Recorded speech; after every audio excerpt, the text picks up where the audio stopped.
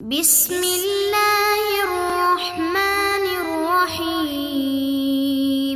جس طلبات کتاب الہدایہ جو ثالث کا سبق نمبر 320 ہے، اور اس سبق میں مثل جنس الاقرار لانسان بمال و بیانہ بالارض کے متعلق بات کریں گے، اور کتاب کی عبارت ولو قال له علی 1000 درہم سے لے کر لا یقتضی السلامت عنہا تک ہوگی۔ آتے ہیں کتاب کی عبارت کی طرف۔ قال ولو قال له علی 1000 درہم من ثمن متاع، اور اگر کہا کہ اس کے لیے سامان کے ثمن میں سے میرے ذمے 1000 درہم واجب ہے، او قال اقرضنی 1000 درہم، یا یہ کہا کہ اس نے مجھے 1000 درہم بطور قرض دیے ہیں، ثم قال ہی ضیوف او نبہرجۃ، پھر کہا کہ وہ کھوٹے ہیں یا بے چلن ہے، وقال المقر له ہی جیاد، لزمہ الجیاد فی قول ابی حنیفہ رحمہ اللہ تعالی، اور مقر لہ نے کہا کہ وہ کھرے ہیں، تو امام اعظم ابو حنیفہ رحمہ اللہ تعالی کے قول کے مطابق اسے کھرے لازم ہوں گے۔ وقال ان قال موصولا یصدق وان قال مفصولا لا یصدق، اور صاحبین نے فرمایا کہ اگر موصولا کہا ہے تو اس کی تصدیق کی جائے گی، اور اگر مفصولا کہا ہے تو تصدیق نہیں کی جائے گی۔ وعلى هذا الخلاف اذا قال هي ستوقة او رصاص، اور یہی اختلاف اس صورت میں ہے کہ اگر یہ کہا کہ وہ ستوقہ ہے یا گیلٹ کے ہیں۔ وعلى هذا الخلاف اذا قال الا انها ضیوف، اور یہی اختلاف اس صورت میں ہے کہ اگر اس نے کہا کہ مگر وہ ضیوف ہے۔ وعلى هذا اذا قال لفلان علی 1000 درہم ضیوف من ثمن متاع، اور اسی پر یہ ہے کہ اگر کہا کہ فلاں کے لیے میرے ذمے 1000 کھوٹے درہم ہے متاع کے ثمن میں سے، لہما انہ بیان مغیر، صاحبین کی دلیل یہ ہے کہ یہ بیان مغیر ہے، فیصح بشرط الوصل کالشرط والاستثناء، تو استثناء اور شرط کی طرح وصل کے شرط کے ساتھ درست ہے۔ وهذا لأن اسم الدرہم يحتمل الضیوف بحقیقته والستوقة بمجازه، اور یہ اس لیے کہ درہم کا نام ضیوف کا احتمال حقیقتاً رکھتا ہے اور ستوقہ کا احتمال مجازاً، الا ان مطلقہ ينصرف الى الجیاد، مگر یہ کہ مطلق درہم جیاد کی طرف منصرف ہوتا ہے، فکان بیانا مغیرا من هذا الوجہ، لہذا اس اعتبار سے بیان مغیر ہے۔ وصار كما اذا قال الا انها وزن 5، اور یہ ایسا ہوا جیسا کہ اگر اس نے کہا کہ مگر وہ وزن 5 کے ہیں۔ ولابی حنیفہ رحمہ اللہ تعالی ان هذا رجوع لان مطلق العقد يقتضي السلامة عن العیب، اور امام اعظم ابو حنیفہ رحمہ اللہ تعالی کی دلیل یہ ہے کہ یہ رجوع ہے اس لیے کہ مطلق عقد عیب سے سلامتی کا تقاضا کرتا ہے، والضیافت عیب، اور ضیافت عیب ہے، ودعوى العیب رجوعا عن بعض موجبه، اور عیب کا دعویٰ کرنا اس کے بعد موجب سے رجوع کرنا ہے۔ وصار كما اذا قال بعتكه معیبا، اور یہ ایسا ہوا جیسا کہ اگر یہ کہا کہ میں نے آپ کو معیوب مبیع فروخت کی ہے، وقال المشتری بعتنیہ سلیما، اور مشتری نے کہا کہ آپ نے مجھے صحیح سالم مبیع فروخت کی ہے، فالقول للمشتری لما بینا، تو ہماری بیان کردہ دلیل کی وجہ سے مشتری کا قول معتبر ہوگا۔ والستوقة ليست من جنس الاثمان والبيع يرد على الثمن فكان رجوعا، اور ستوقہ اثمان کی جنس میں سے نہیں ہے اور بے ثمن پر وارد ہوتی ہے، لہٰذا یہ رجوع ہے۔ وقوله الا انها وزن 5، اور مقر کا یہ قول کہ الا انها وزن 5 یصح استثناء، استثناء بن سکتا ہے، لانه مقدار، اس لیے کہ مقدار ہے، بخلاف الجودۃ لان استثناء الوصف لا يجوز، برخلاف جودہ کے اس لیے کہ وصف کا استثناء کرنا جائز نہیں ہے، کاستثناء البناء فی الدار، جیسا کہ دار میں عمارت کا استثناء کرنا۔ وهذا بخلاف ما اذا قال، اور یہ صورت کے برخلاف ہے کہ اگر یہ کہا کہ لفلان علی کر حنطۃ من ثمن عبد، کہ فلاں کے لیے میرے ذمے 1 کر گندم واجب ہے غلام کے ثمن میں سے، الا انها ردیئۃ، مگر وہ ردی ہے، لان الرداءۃ نوع لا عیب، اس لیے کہ ردی ہونا یہ ایک نوع ہے نہ کہ عیب، فمطلق العقد لا يقتضي السلامت عنها، لہذا مطلق عقد اس سے سلامتی کا تقاضا نہیں کرتا۔ قال ولو قال له علی 1000 درہم من ثمن متاع، یہاں سے یہ مسئلہ بیان کر رہے ہیں کہ ایک شخص نے اپنے آپ پر دراہم یا دنانیر کا اقرار کیا، اور اقرار کے بعد ان دراہم اور دنانیر کی صفت بیان کی، یعنی یہ کہا کہ وہ ضیوف ہے یا نبہرجہ ہے یا کوئی اور صفت بیان کی۔ اور متن میں ذکر کردہ مسئلہ ہے کہ ایک شخص نے اقرار کیا ان الفاظ میں کہ مثلا زید کے لیے میرے ذمے 1000 درہم واجب ہے، اور وہ کوئی سامان خریدنے کے نتیجے میں میرے ذمے ثابت ہوئے تھے، یا یہ کہا کہ زید نے مجھے بطور قرض 1000 درہم دیے تھے، اور اس کے بعد کہا کہ ہی ضیوف او نبہرجتن، کہ وہ 1000 درہم کھوٹے تھے یا نبہرجہ تھے۔ نبہرجہ وہ دراہم اور دنانیر کہ جن پر تجار کے مابین تعامل نہ ہو، اور جواباً مقرلہو نے کہا کہ نہیں، وہ ضیوف اور نبہرجہ نہیں تھے بلکہ وہ تو جیاد تھے، عمدہ تھے،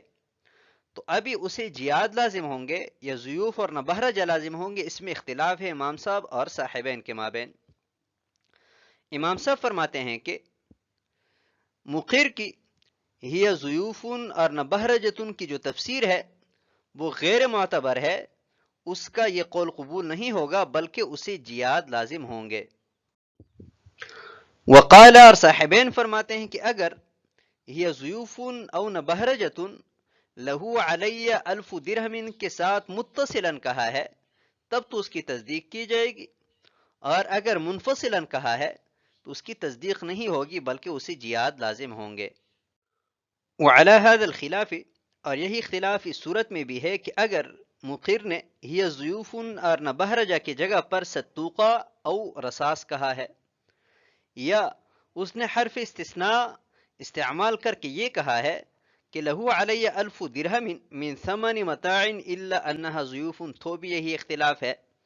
وعلی هذا، اور یہی اختلاف اس صورت میں بھی ہے کہ جب یہ کہا کہ لفلان علی 1000 درہم ضیوف من ثمن متاع، یعنی حرف استثناء کے بغیر درہم کے ساتھ صفت ضیوف کو ذکر کیا، تو ان تین صورتوں میں بھی یہی اختلاف ہے کہ امام صاحب کے ہاں متصلاً اور منفصلاً مقر کے اس قول کا اعتبار نہیں ہوگا، جبکہ صاحبین کے ہاں موصولاً کہا ہے تو تصدیق کی جائے گی، اور اگر مفصولاً کہا ہے تو تصدیق نہیں ہوگی۔ لہما انہ بیان مغیر، صاحبین کی دلیل یہ ہے کہ مقر نے جو یہ کہا ہے کہ ہی ضیوف او نبہرجتن، یا ہی ستوقۃ او رصاص،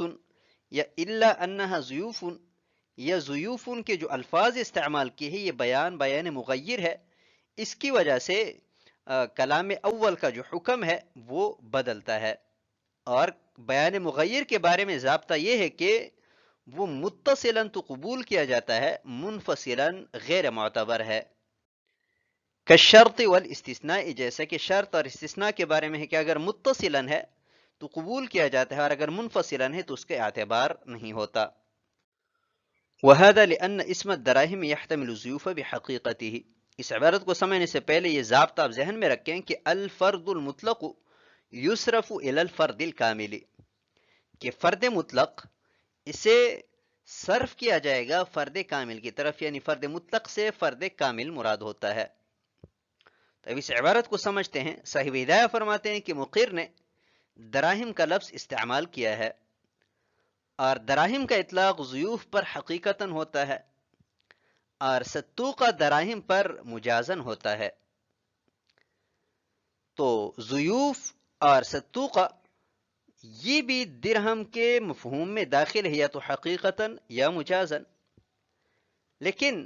مقر نے درہم کا لفظ مطلق استعمال کیا ہے، اور مطلق کے بارے میں ضابطہ یہ ہے کہ وہ فرد کامل کی طرف منصرف ہوتا ہے، اور درہم کا فرد کامل جو ہے وہ دراہم جیاد ہے۔ تو لہو علی 1000 درہم من ثمن متاع سے مقر کی ذمہ دراہم جیاد لازم ہو رہے ہیں، اور ہی ضیوف اور نبہرجتن کا ہم اعتبار کریں تو دراہم جیاد کے بجائے ضیوف یا نبہرجہ یا ستوقہ وغیرہ لازم ہوں گے۔ تو کلام کا آخر کلام اول کے لیے مغیر ہے، یعنی جو حکم اول کلام سے ثابت ہوتا ہے اس کو آخر کلام بدل رہا ہے. تو اس اعتبار سے یہ ضیوفن اور نبہرجتن کے جو الفاظ ہے یہ چونکہ بیان مغیر ہے، اور بیان مغیر کے لیے ضابطہ یہ ہے کہ وہ موصولا معتبر ہوتا ہے، مفصولا معتبر نہیں ہوتا. وصار كما اذا قال الا انها وزن خمسة. یہاں سے ایک مثال ذکر کر رہے ہیں کہ مقر نے کہا کہ لہو علی الف درہم، مطلقاً درہم کا لفظ کہا تو اس پر وزن 7 کے دراہم لازم ہوں گے، لیکن ساتھ یہ کہا کہ الا انہا وزن خمسۃ، کہ وہ دراہم وزن 5 کے ہیں.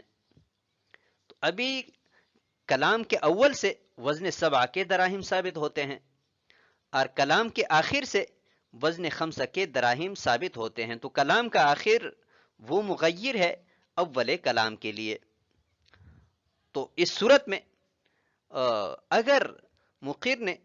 متصلاً کہا ہے تو مقر پر وزن 5 کے دراہم لازم ہوں گے اور اس کی تصدیق کی جائے گی، اور اگر منفصلاً کہا ہے تو اس کا قول معتبر نہیں ہوگا بلکہ وزن 7 کے دراہم لازم ہوں گے. تو جیسے یہاں پر کلام مغیر موصولاً معتبر ہے، ایسی ہی ہمارے اس مختلفی مسئلہ میں بھی مقر کا کلام مغیر موصولاً معتبر ہے اور مفصولاً معتبر نہیں ہے. ولی ابی حنیفہ رحمہ اللہ تعالی یہاں سے امام صاحب کی دلیل ذکر کر رہے ہیں. تو اس دلیل کو سمجھنے سے پہلے بات آپ ذہن میں رکھیں کہ دراہم سلیمہ کے عوض دراہم جیاد کے عوض عقد کرنا اور ہے، اور دراہم معیوبہ کے عوض عقد کرنا اور ہے، یعنی دونوں الگ الگ عقود شمار ہوتے ہیں. تو امام صاحب کی دلیل کا خلاصہ یہ ہے کہ مقر نے مطلق عقد کا اقرار کیا ہے، یعنی یہ کہا ہے کہ زید سے میں نے سامان خریدا ہے اور اس سامان خریدنے کے نتیجے میں میرے ذمے 1000 درہم واجب ہوئے ہیں. اور ضابطہ یہ ہے کہ مطلق عقد وصف سلامت کا تقاضا کرتا ہے، یعنی اس بات کا تقاضا کرتا ہے کہ ثمن بھی عیب سے پاک ہو اور مبیع بھی عیب سے پاک ہو. تو لہو علی الف درہم من ثمن متاعین کا تقاضا یہ ہے کہ مقر پر 1000 بغیر عیب کے واجب ہو، یعنی ایسے دراہم کہ اس میں کوئی عیب نہ ہو. اور وہ جو کہہ رہے ہی ضیوفن یا نبہرجتن، اس کا تقاضا یہ ہے کہ مقر کی ذمہ دراہم ضیوف یعنی دراہم معیوبہ واجب ہو، اور دونوں عقود الگ الگ ہے. تو پہلے اس نے جس عقد کا اقرار کیا ہے اس عقد کے نتیجے میں اس پر دراہم جیاد اور دراہم غیر معیوبہ لازم ہوتے ہیں، اور اس کے بعد جو اس نے بیان کیا ہے اس کا اگر اعتبار کیا جائے تو اس پر دراہم ضیوف یا نبہرجہ لازم ہوتے ہیں. تو گویا کہ وہ اپنے پہلے عقد سے رجوع کر رہا ہے، جس عقد کا اس نے اقرار کیا ہے اس اقرار سے رجوع کر رہا ہے. اور ہم نے اصول میں بیان کیا ہے کہ حقوق العباد میں اقرار سے رجوع کرنا درست نہیں ہے. ودعوى العیب رجوع عن بعض موجبه، مطلق عقد کا موجب دراہم جیاد کا لازم ہونا ہے. تو جب اس نے عیب کا دعویٰ کیا، یعنی یہ کہا کہ وہ دراہم تو ضیوفہ ہے، تو اس دعوی عیب سے وہ بعد موجب سے رجوع کر رہا ہے، یعنی دراہم تو واجب ہو لیکن وہ دراہم صفت جودہ سے متصف نہیں ہوں گے بلکہ صفت ضیافہ سے متصف ہوں گے. اور حالانکہ مطلق عقد کی وجہ سے اس پر دراہم جیاد لازم ہوئے تھے، یعنی ایسے دراہم کے جو صفت جودہ سے متصف ہو. تو وہ صفت جودہ سے رجوع کر کے صفت ضیافہ کا دعویٰ کر رہا ہے، تو یہ بعض موجب سے رجوع ہے، اور رجوع کرنا اقرار سے حقوق العباد میں درست نہیں ہوتا. وصار کما اذا قال، اور اس کی مثال ایسے ہیں کہ بائیں نے کہا کہ میں نے آپ کو معیوب مبیع فروخت کی ہے، مشتری کہتا ہے کہ نہیں، صحیح سالم مبیع آپ نے فروخت کی ہے. تو مشتری کا قول معتبر ہوگا اس لیے کہ اصل مبیع کا عیب سے پاک ہونا ہے. تو مشتری چونکہ اصل پر آخذ ہے اس لیے اس کا قول معتبر ہوگا. والصدوقہ لیست من جنس الاسمان، اور جہاں تک صدوقہ کی بات ہے تو وہ تو اسمان کے جنس میں سے ہے ہی نہیں، اور بے وارد ہوتی ہے سمن پر، تو پہلے بے کا اقرار کر چکا ہے لہٰذا یہ بے سمن پر وارد ہونی چاہیے. تو جب اس نے صدوقہ کہا تو اس کا مطلب یہ ہے کہ بے ہوئی ہی نہیں ہے، یعنی جس عقد کا اس نے اقرار کیا تھا اس عقد سے رجوع کر رہا ہے. اور وہ حقوق العباد میں سے ہیں، اور حقوق العباد میں اقرار سے رجوع کرنا درست نہیں ہوتا۔ وقوله الا انها وزن خمسة،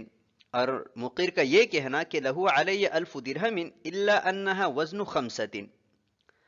تو یہ استثناء ہے اس لیے کہ وزن خمسہ مقدار ہے اور مقدار کا استثناء ہو سکتا ہے، اور ہمارا جو کلام چل رہا ہے وہ بیان مغیر کے متعلق چل رہا ہے، تو بیان مغیر کے لیے استثناء کو بطور تائید پیش کرنا درست نہیں ہے۔ بخلاف الجودت، اور جہاں تک جودت کی بات ہے، یعنی مقر نے جو یہ کہا ہے کہ لہو علی 1000 درہم وہی ضیوف یا وہی صدوقۃ، کہ اوصاف ہے اور اوصاف کا استثناء نہیں ہو سکتا، جیسے کہ دار میں سے بنا کا استثناء کرنا درست نہیں ہے، کیونکہ اوصاف جو ہے یہ اول کلام میں طبعاً داخل ہوتے ہیں، نہ کہ تلفظاً اور اصلاً، اور ہم نے اصل بیان کیا تھا کہ استثناء اسی چیز کا ہو سکتا ہے کہ جو تلفظاً اور اصلاً کلام میں داخل ہو، تو اوصاف چونکہ طبعاً داخل ہوتے اس وجہ سے اس کا استثناء کرنا درست نہیں ہے۔ وَهَذَا بِخِلَافِ مَا إِذَا قَالَ، اور یہ صورت برخلاف ہے اس کے کہ جب مقر یہ کہیں کہ لِفُلَانٍ عَلَيَّ كُرُّ حِنطَةٍ مِّن ثَمَنِ عَبْدٍ، کہ فلاں شخص کے لیے عبد کے ثمن میں سے میرے ذمے 1 کر گندم واجب ہے، الا انہا ردیئۃ، مگر وہ گندم ردی ہے، تو یہ استثناء درست ہے، اس لیے کہ مقر نے وصف اور عیب کا استثناء نہیں کیا ہے بلکہ رداعت کا استثناء کیا، اور رداعت نو ہے اور نو کو مستثنیٰ کرنا درست ہے۔ فمطلق العقد لا يقتضی السلامۃ عنہا، تو جب رداعت عیب نہیں ہے تو اگر عقد مطلقاً کیا جائے تو مطلق عقد رداعت سے سلامت کا تقاضا نہیں کرتا۔ وعن ابی حنیفہ رحمہ اللہ تعالی فی غیر روایت الاصول، اس سے چونکہ درس طویل ہو جائے گا اس لیے اس عبارت پر انشاءاللہ آنے والے درس میں بات کریں گے، تو آج کے سبق کو اسی پر ختم کرتے ہیں۔ والسلام علیکم ورحمۃ اللہ وبرکاتہ۔